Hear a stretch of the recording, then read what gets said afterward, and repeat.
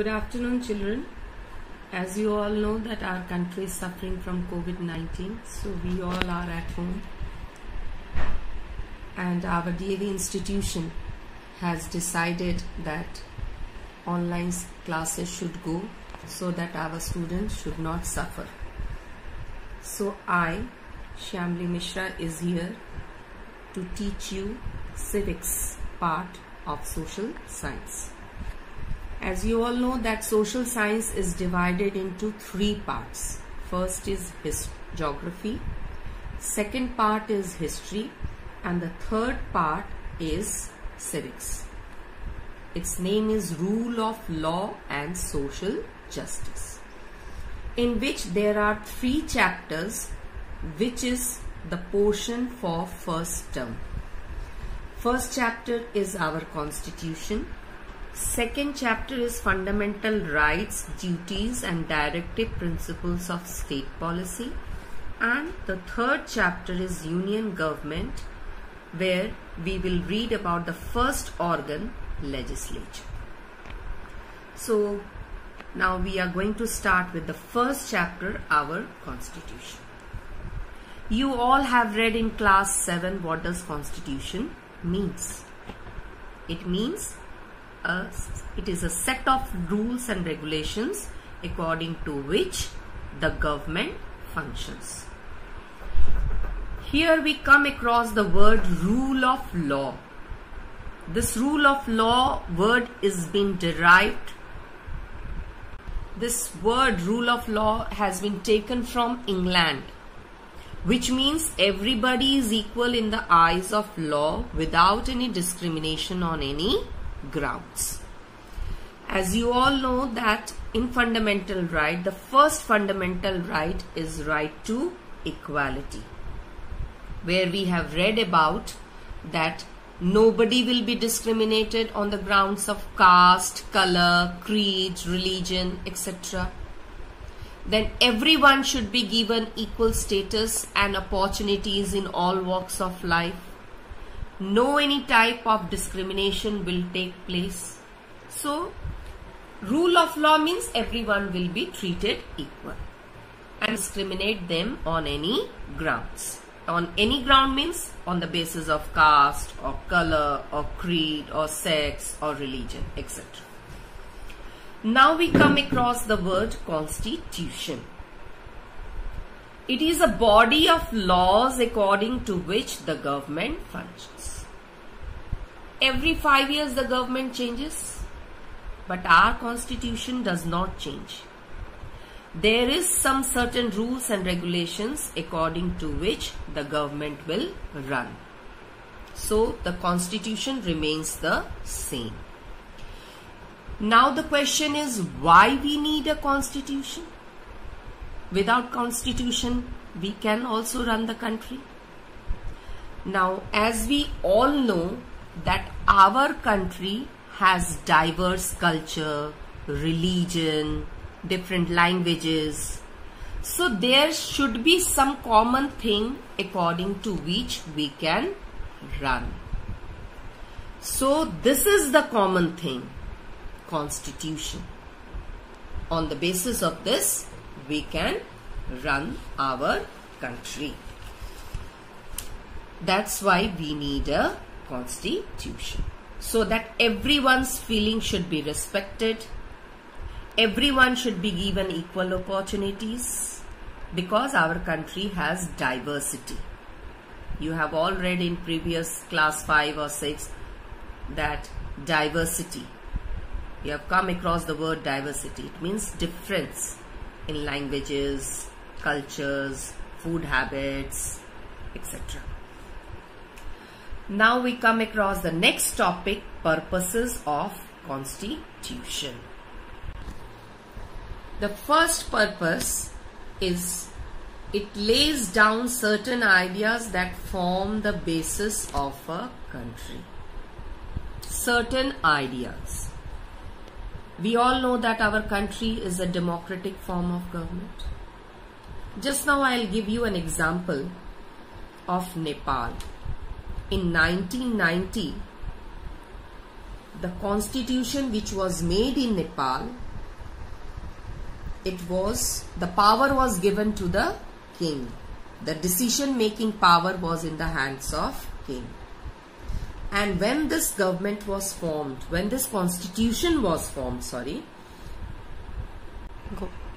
when the king was given the power to make decisions in 1990, the ideals of the people were not reflected, and the people were suffering from lots of problems which was not sorted by the king.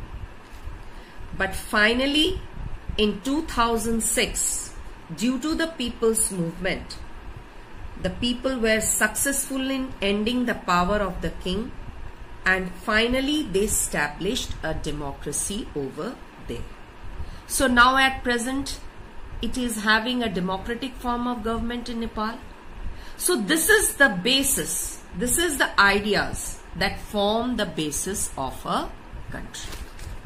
Now, the next purpose is defines the nature of the political system of a country. Now, political system, nature of political system.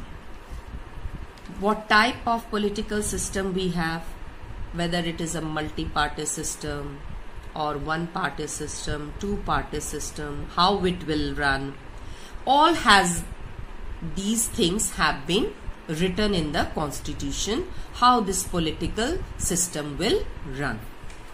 The third is provides guidelines that helps in decision making. The government which is making decisions, the guidelines have been given in the constitution, what things they have to keep in mind while making decisions. The next purpose is lays down rules and provides safeguards against the misuse of power. Now that doesn't mean that if anybody has got the power to form the government, they can do whatever they want. It will also protect the people if their interests are not kept in mind. And if anybody is misusing the power, it also will be checked. Next purpose guarantees certain right based on equality to establish social, political and economic justice. As I told you, that first fundamental right is right to equality, which deals with Article 14 to 18, where it has been clearly said that our citizen of country will be given this right to equality and nobody will be discriminated on any grounds. And if they are discriminated, they will be given social, political and economic justice. That means that fundamental rights are justiciable. If anyone will be discriminated, one can move to the court to seek justice. The next purpose, minority groups are not deprived of benefits. As I told you that our country is having diversity of religion, diversity of cultures, languages. So there are different sections of society, different religious people are living in our country. So it has kept in mind the interest of the minorities, that they also should be given benefits and nobody will dominate those minorities. Our country is having majority people who are the majority section of people? Hindus. So these Hindus will not dominate the minorities. And who are these minorities? The first minority group is Muslims. There are a number of minority groups. Christians, Buddhists. These minority groups should not be dominated by these majority groups. In any case, they should not be exploited by the majorities. Next point is guards our national interest. Most important thing is that we should always have more attention towards national interests. So always anyone makes any policy or any other programs, Nation's interest is given first priority. Next, does not allow dictatorial decisions. No biased decisions are allowed. Means the decision will be given in an impartial manner. The last purpose is plays a crucial role in the democratic society to achieve desired goals. The crucial role or the important role of democratic society is that it should achieve the goals in a democratic way. Now the next topic is vision and values of Indian Constitution. The Constitution of India is the result of the serious deliberation of a representative called Constituent Assembly, which was indirectly elected body. Means that the members, whoever made this constitution, or you can say that who were the framers of this constitution, they were the members of this Constituent Assembly. Now, serious deliberation. For example, I'll give you of France and UK. UK and France made the constitution, which was the result of political revolutions. Because in France from 1789 the French Revolution started, and in America also in 1775 the revolution started. So the constitution which was made, which was a written constitution of America, it was due to political revolutions. If we take the example of United Kingdom, that is Britain, it is the outcome of gradual revolution. It means that UK was the unwritten one. It was formed by the acts of parliament, court judgments and conventions. Now the next topic is eminent leaders of Constituent Assembly. Now the question is, who were the members of this Constituent Assembly? Number of great personalities were there, like C. Rajagopalacharya, Dr. Bhim Rao Ambedkar, Rajendra Prasad, B. Kripalani, whose full name was Jeevat Ram Bhagwan Das Kripalani, K. M. Munshi, Kanhaiya Lal Marik Munshi. Even apart from that, 15 female members were also there, like Sachita Kripalani, Amrit Kaur, Rajkumari, etc. Preamble. You have come across the word preamble in class 7 also. It is the beginning of our constitution. It is also called the soul of our constitution. Why it is called the soul of our constitution?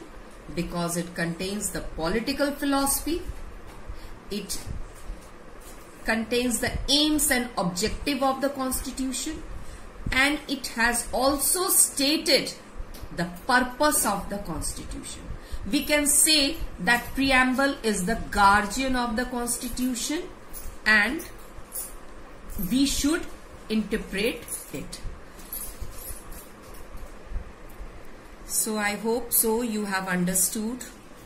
You just go through the video, and also I am posting the pages of the book in your WhatsApp group, and if you have any doubts you can text the message in WhatsApp group.